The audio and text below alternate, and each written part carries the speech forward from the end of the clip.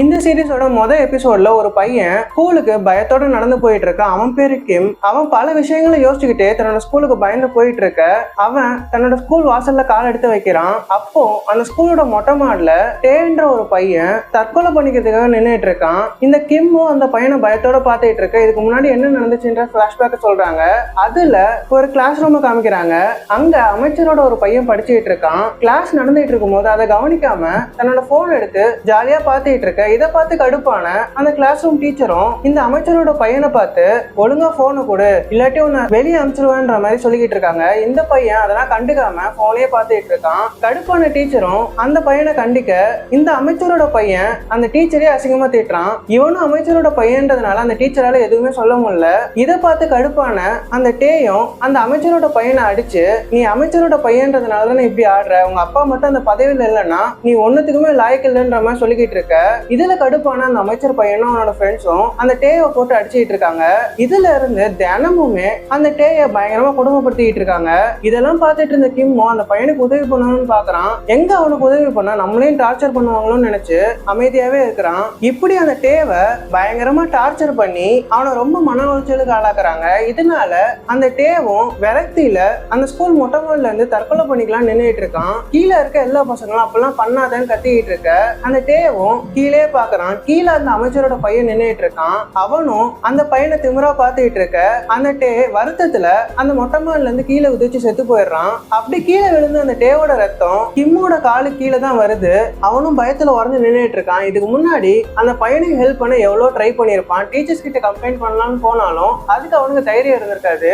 ஒரு நாள் டீச்சர்ஸ் எல்லாம் மொட்டை மாடில நின்று பேசிட்டு இருக்கதை இவனும் ஒட்டுக்கிட்டு இருக்கான். அந்த டீச்சர்ஸும் அந்த அமைச்சரோட பையன் ரொம்ப மோசமா நடந்துக்கிறான், நம்மளால எதுவுமே பண்ண முடியல, கொஞ்சம் வருஷத்துக்கு முன்னாடி இவனுங்களை தட்டி கேட்ட ஒரு டீச்சரையும் கத்தியால குத்திட்டாங்கன்ற மாதிரி அந்த டீச்சர்ஸ் பேசிட்டு இருக்கிறத கேட்ட கிம்மும் இவங்க கிட்ட சொன்னா வேலைக்கு ஆகாதுன்னு யோசிக்கிறான். இதுல இருந்து பிளாஷ்பேக் கட் ஆகுது. இதுக்கப்புறமா அந்த டேவும் மாடியில இருந்து கீழே உதிச்சு இறந்ததுக்கு அப்புறமா அவனோட ரத்தம் இந்த கிம்மோட காலடியில வந்து நிக்குது. இதுக்கு மேலே இவனுங்களை சும்மா விடக்கூடாது, ஏதாச்சும் பண்ணியே ஆகணும்னு யோசிக்கிறான். நேரா போய் போலீஸ்ல இவனுங்க பண்ண எல்லாத்தையுமே கம்ப்ளைண்டா எழுதி கொடுத்துட்டு வரான். போலீஸும் இன்வெஸ்டிகேஷனுக்காக அந்த ஸ்கூலுக்கு வந்து பாக்குறாங்க. இந்த பையனும் அந்த அமைச்சரோட பையன் மாட்டிப்பான், இனிமே நம்ம நிம்மதியா இருக்கலாம்ன்ற மாதிரி யோசிச்சுட்டு இருக்கான். ஆனா ஸ்கூலோட பேர் கெட்டு போயிடக்கூடாதுன்னு சொல்லிட்டு ஸ்கூலோட மேனேஜ்மெண்ட் அந்த போலீஸ்காரங்களை சமாளிச்சு அனுப்பிச்சு வைக்கிறாங்க. அது மட்டும் இல்லாம இந்த கிம் தான் கம்ப்ளைண்ட் கொடுத்தான்றது அந்த அமைச்சரோட பையனுக்கு தெரிஞ்ச போது இதுக்கப்புறமா அந்த அமைச்சரோட பையனும் அவனோட ஃப்ரெண்ட்ஸும் இந்த கிம்மும் போட்டு பயங்கரமா டார்ச்சர் பண்றாங்க. இந்த கிம்மும் பயங்கரமான மன உளைச்சலுக்கு ஆளாகிறான். தினம் தினம் அந்த பையனை போட்டு டார்ச்சர் பண்ணிட்டு இருக்காங்க. இவனும் ஒரு கட்டத்துல மனசு வெறுத்து போய் அந்த ஸ்கூலோட மொட்டை மாடில இருந்து குதிச்சிடலான்னு யோசிக்கிறான். இவனும் அந்த ஸ்கூல் மொட்டை மாடில போய் நிக்கிறான். ஆனா இவனுக்கு சாக கூட தைரியம் இல்ல. இவனும் பயத்துல அங்க இருந்து நடந்து வந்துட்டு இருக்கான். அப்போ அந்த அமைச்சர் பையனோட ஃப்ரெண்டு ஒருத்தன் இந்த கிம்ம போட்டு பயங்கரமா அடிக்க ஆரம்பிக்கிறான். அப்படி அடிச்சு அந்த கிம்மோட வாயில ரத்தமே வருது. அந்த அமைச்சரோட பையனோட ஃப்ரெண்டும், நான் உன்னை இத்தனை அடி அடிக்கிறேன், உனக்கு கோவமே வரலையே, என்ன ஒரு அடி அடின்ற மாதிரி சொல்லிக்கிட்டு இருக்க. அந்த கிம்மும் யோசிக்கிறான், இந்த பையனும் என்ன அடி அடின்னு சொல்லிக்கிட்டு இருக்க. அப்ப பல்லாருன்னு அவன் கண்ணத்திலே ஒரு அற விழுது. இந்த பையனும் அடி வாங்கிட்டு காதெல்லாம் கோயின்னு திரும்பி பார்த்தா அடிச்சது அந்த கிம் இல்ல, இன்னொருத்தரு. இவர் தான் நம்ம கதையோட ஹீரோ. இவர் பேரு நாக்வாஜின். அந்த பையனும் எதுக்குடா என்ன அடிச்சுன்னு சொல்லிட்டு ஹீரோவை திரும்பி அடிக்க போக ஹீரோவும் மரியாதையா பேசுறேன்னு சொல்லிட்டு பலார்னு அவன் கண்ணத்துல அடிச்சுட்டு இருக்காரு. இந்த பையனும் அடிச்ச அடியில ஒரு 10 அடி தள்ளி போய் விழுறான். அப்போன்னு பார்த்து அந்த அமைச்சரோட பையனும் அங்க வரான். யாரா நீ, எதுக்குடா என் ஃப்ரெண்ட் அடிச்சுட்டு இருக்கன்ற மாதிரி ஹீரோவை பார்த்து கேட்க, நான் இந்த ஸ்கூலுக்கு வந்த புது டீச்சர்னு சொல்லிக்கிட்டு இருக்காரு. அதை கேட்ட அந்த அமைச்சரோட பையனும், டீச்சரா இருந்தா பசங்க மேல கை வைப்பியா, உனக்கு இருக்குன்னு சொல்லிட்டு சுத்தி இருக்க எல்லா பசங்களையுமே ஹீரோவை வீடியோ எடுக்க சொல்றான். ஹீரோவும் அந்த ஃப்ரெண்டு பையனை மெதுவா தூக்கி விட்டு, என்ன ராஜா வலிக்குதான்னு சொல்லிட்டு சுத்தி இருக்க எல்லா கேமராவையும் பார்த்து நல்லா தெளிவா வீடியோ இருக்கான்னு சொல்லிட்டு மறுபடியும் அந்த பையனை போட்டு பலார்னு அடிச்சிட்டு இருக்காரு. இதுக்கப்புறமா அங்க இருக்க எல்லா பசங்களையும் பார்த்து இனிமே ஒழுங்கா இருக்கணும்ன்ற மாதிரி சொல்லிக்கிட்டு இருக்க. இந்த விஷயம் எல்லாம் கேள்விப்பட்ட ஸ்கூலோட மேனேஜ்மெண்ட் அங்க ஓடி வராங்க. அடி வாங்கின அந்த பையனை பார்த்து அவனை பத்திரமா அங்க இருந்து அனுப்பிச்சு வைக்கிறாங்க. இதுக்கப்புறமா ஹீரோவை பார்த்து, யார் சார் நீங்க, எதுக்கு இங்க வந்து இந்த மாதிரி அடவடி பண்ணிட்டு இருக்கீங்கன்ற மாதிரி கேட்டுக்கிட்டு இருக்க. ஹீரோவும், என் பேரு நாக்வாஜின், நான் இந்த ஸ்கூலுக்கு புதுசா அப்பாயிண்ட் ஆகி வந்திருக்க டீச்சர். என்ன கவர்மெண்ட் தான் இந்த ஸ்கூலுக்கு அடங்காத பசங்களை அடக்கிறதுக்காக ஒரு புது டிபார்ட்மெண்ட் உருவாக்கி இங்க அனுப்பிச்சு வச்சாங்கன்ற மாதிரி சொல்லிக்கிட்டு இருக்க. அந்த மேனேஜ்மெண்ட்டும் என்னவா இருக்கட்டும், இந்த மாதிரி ஸ்கூல் பசங்க மேல கை வைக்கிறது சட்டப்படி குற்றம்ன்ற மாதிரி சொல்லிக்கிட்டு இருக்காங்க. அதுக்கு ஹீரோவும், இந்த மாதிரி தப்பு பண்ற பசங்களை அடக்கிறதுக்காக கவர்மெண்ட் எனக்கு இந்த பசங்களை அடிக்கிறதுக்கான உரிமையை கொடுத்துருக்காங்கன்ற மாதிரி சொல்ல, ஸ்கூல் மேனேஜ்மெண்ட்டும் ஹீரோவை ஸ்டாஃப் ரூம் கூட்டு வந்து பேசிக்கிட்டு இருக்காங்க. அப்போ அந்த ஸ்டாஃப் ரூம்ல பிரின்சிபலும், சரி இந்த ஸ்கூல்ல எந்த பிரச்சனையுமே பையன் இல்ல, அது மட்டும் இல்லாம இந்த ஸ்கூல்ல பெரிய பெரிய ஆளுங்கெல்லாம் படிக்கிறாங்க, அமைச்சரோட பையனும் இங்கதான் படிக்கிறான், இந்த மாதிரி பிரச்சனை பண்ணீங்கன்னா நமக்கு தான் தேவையில்லாத கஷ்டங்கள் வரும்ன்ற மாதிரி சொல்லிக்கிட்டு இருக்க ஹீரோ ஜின்னும் அந்த அமைச்சர் பையன் படிக்கிற கிளாஸ் ரூம்ல தானே இறந்து போன டேவும் படிச்சான், நான் அந்த கிளாஸ் ரூமுக்கு தான் டீச்சரா போகணுன்ற மாதிரி சொல்லிக்கிட்டு இருக்க பிரின்சிபலுக்கும் பயம் வருது. நீங்க பாருங்க சார், நம்மளாம் சம்பளத்துக்கு தான் வேலை பார்க்குறோம், நம்மளால அவங்க எதுவுமே பண்ண முடியாது, சொன்னா கேளுங்கன்ற மாதிரி சொல்லிக்கிட்டு இருக்க ஜின்னும் ஸ்டூடெண்ட்ஸை பார்த்து நம்ம பயப்படக்கூடாது, நம்ம தான் ஸ்டூடெண்ட்ஸை தட்டி வைக்கணும்ன்ற மாதிரி சொல்லிக்கிட்டு இருக்காரு. இதுக்கப்புறமா ஹீரோவும் அந்த அமைச்சர் பையன் இருக்கிற கிளாஸ் ரூமுக்கு போயிட்டு நான் தான் உங்க புது டீச்சர்ன்ற மாதிரி அறிமுகப்படுத்திக்கிறாரு. அதுக்கப்புறமா அட்டெண்டன்ஸ் எடுத்துக்கிட்டு இருக்கும்போது இறந்து போன அந்த டேவோட பேரும் வருது. அதை பார்த்து ஹீரோவும் அந்த கிளாஸ் பசங்களை பார்த்து ஆமா இந்த டே எப்படி இறந்து போனான்ற மாதிரி கேட்டுட்டு இருக்க.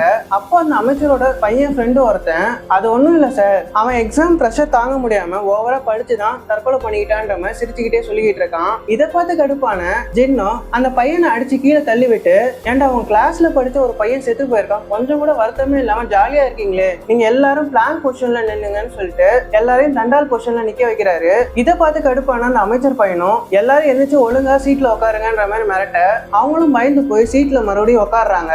இதுக்கப்புறமா அந்த அமைச்சரோட பையனும் திமுறா ஜின்னை பார்த்து இங்க பாரு, நீ இந்த கிளாஸுக்கு புதுசா வந்த டீச்சரா இருக்கலாம், ஆனா இந்த கிளாஸ் ரூம் என்னோட கண்ட்ரோல்ல இருக்குன்ற மாதிரி திமுறா சொல்லிக்கிட்டு இருக்கான். அதுக்கு ஜின்னும் ஓ அப்படியா, அப்போ உன்னை அடிச்சா இந்த கிளாஸ்ல இருக்க மத்த பசங்க எல்லாம் தானே வலிக்கு வந்துருவாங்கன்னு சொல்லிட்டு அந்த அமைச்சரோட பையனை போட்டு பலார்னு அடிச்சு அவனே பிளாங்க் பொசிஷன்ல நிக்க வைக்கிறாரு.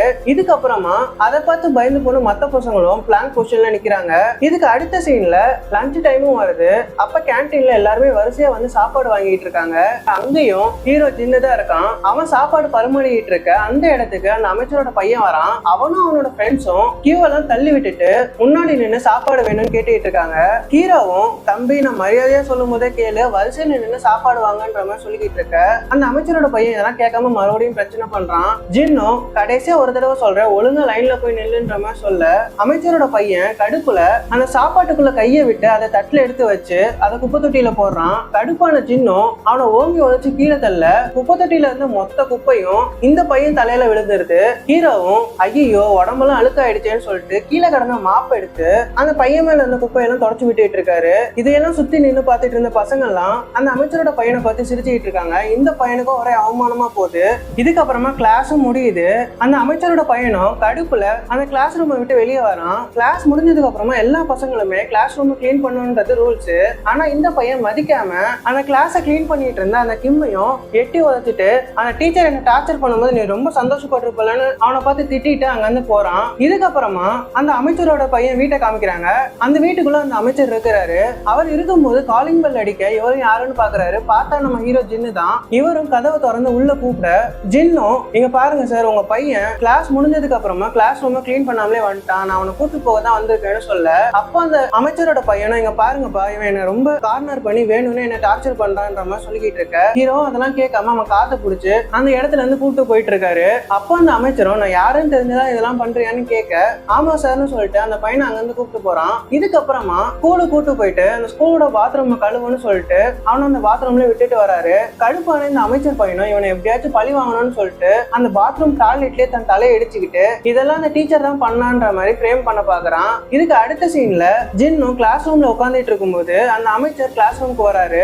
அவரு ஹீரோவை பார்த்து என் பையன் தலையில அடிபட்டிருக்கு, அது எப்படின்னு உனக்கு தெரியுமான்ற மாதிரி கேட்க அதை கேட்டு ஹீரோவும் அதெல்லாம் எனக்கு தெரியாது, நேற்று நைட்டு நான் உங்க பையனை பாத்ரூம் தான் கழுவ விட்டேன், ஒருவேளை பாத்ரூம் கழுவும் போது டாய்லெட்ல அவனே அவன் தலையை இடிச்சுக்கிட்டான் போல இருக்குன்ற மாதிரி சொல்ல தான் பையன் டாய்லெட் கழுவுனதுனால அந்த அமைச்சரும் கடுப்பாகிறாரு. நான் யாருன்னு தெரிஞ்சுதான் இதெல்லாம் பண்ணிட்டு இருக்கியா, ஒழுங்கு மரியாதையை எனக்கு பயந்து நடந்துக்கோன்னு சொல்லிட்டு மிரட்டிட்டு இருக்க. அதை கேட்ட ஜின்னும் இங்க பாருங்க சார், ஸ்டூடெண்ட்ஸ்க்கு பயந்து டீச்சர் வேலை பார்த்தா ஸ்டூடெண்ட்ஸை நல்வழிப்படுத்தவே முடியாதுன்னு சொல்லிட்டு இருக்க. இந்த அமைச்சரும் கடுப்பாயி அந்த கிளாஸ் ரூமை விட்டு வெளியே போறாரு. அந்த அமைச்சரை வழி அனுப்புறதுக்காக அந்த ஸ்கூலோட மேனேஜ்மெண்ட் மொத்தமும் அமைச்சரோட கார் கிட்ட வராங்க.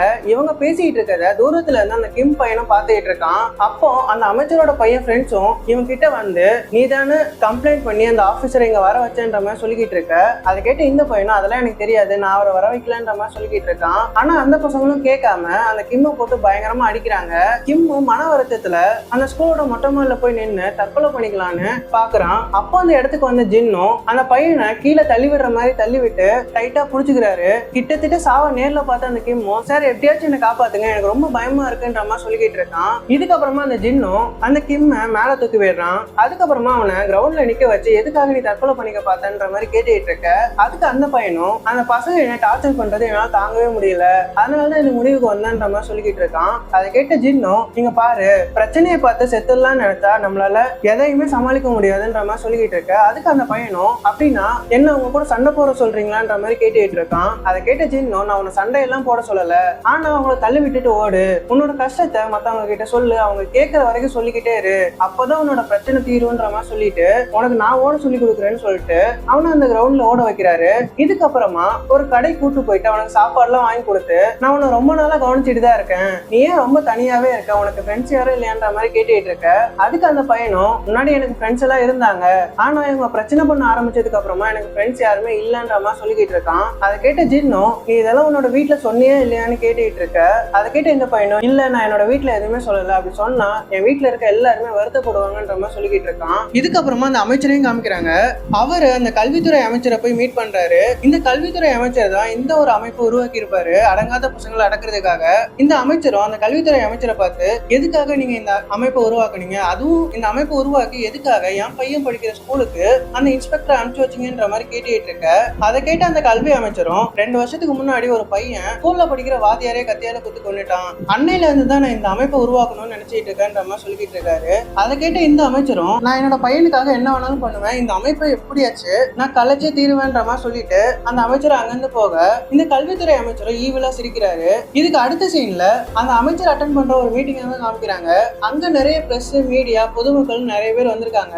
அப்ப எல்லாரோட போனுக்கும் ஒரு மெசேஜ் வருது. அதுல இந்த அமைச்சர் பண்ண ஊழல், தில்லுமுள்ளு, அது மட்டும் இல்லாம இந்த நிறைய பொண்ணுங்க கூட இல்லீகல் அஃபேர்ல இருந்த எல்லா விஷயமும் வெளிச்சத்துக்கு வருது. இதெல்லாம் பார்த்து அந்த அமைச்சருக்கு ஒரே அவமானமா போகுது. இந்த விஷயத்தெல்லாம் லீக் பண்ணது கல்வித்துறை அமைச்சர் தான்ன்றது இவருக்கு நல்லாவே தெரியும். இவரும் நேரா அந்த கல்வித்துறை அமைச்சரை போய் பார்த்து எதுக்காக இப்பெல்லாம் பண்ணீங்க, நம்ம 2 பேரும் ஒரே கட்சியில தான் இருக்கோம், எதுக்காக என்னையே இப்படி முதுகுல குத்திட்டீங்கன்ற மாதிரி கேட்க, அதுக்கு அந்த கல்வித்துறை அமைச்சரும் நான் இந்த அமைப்பை உருவாக்குறதுக்கு 2 வருஷம் போராடினேன், இவ்வளவு ஈஸியா நான் இந்த அமைப்பை கலைக்க விட மாட்டேன்ற மாதிரி சொல்லிக்கிட்டு இருக்காரு. இவருக்கு இந்த அமைப்பை ஆரம்பிச்சா யாரெல்லாம் பிரச்சனையா வருவாங்கன்னு தெரியும். அவங்க எல்லாரையும் காலி பண்றதுக்காக அவங்க எல்லாம் பண்ண தப்பு எல்லாத்தையுமே எவிடன்ஸா கலெக்ட் பண்ணி வச்சுக்கிறாரு. இந்த அமைச்சரும் வேதனையில அங்க இருந்து போறாரு. இவர் தான் அடுத்த பிரசிடென்ட்ன்ற அளவுக்கு ரொம்ப ஃபேமஸா இருந்தாரு. இப்ப இவரோட அரசியல் வாழ்க்கையவே அந்த கல்வி அமைச்சர் மொத்தமா முடிச்சு விட்டாரு. இதுக்கப்புறமா அந்த அமைச்சரோட பையன் பண்ண தப்பு எல்லாமே மீடியாவுக்கு வெளிச்சத்துக்கு வருது. அந்த பையன் அந்த டேவை டார்ச்சர் பண்ணி கொன்ன எல்லா விஷயமுமே பப்ளிக் மீடியான்னு எல்லாருக்குமே தெரிஞ்ச போது இதுக்கப்புறமா அந்த அமைச்சரோட பையனும் ஸ்கூலுக்கு வரான். இவன் அப்பாவோட பவர் எல்லாம் போனதுக்கு அப்புறமா இவனோட ஃப்ரெண்ட்ஸை இவனை போட்டு கலாய்க்க ஆரம்பிக்கிறாங்க. இவன் எப்படி மத்த பசங்க எல்லாம் போட்டு டார்ச்சர் பண்ணானோ அதே மாதிரியே இவனை டார்ச்சர் பண்ண ஆரம்பிக்கிறாங்க.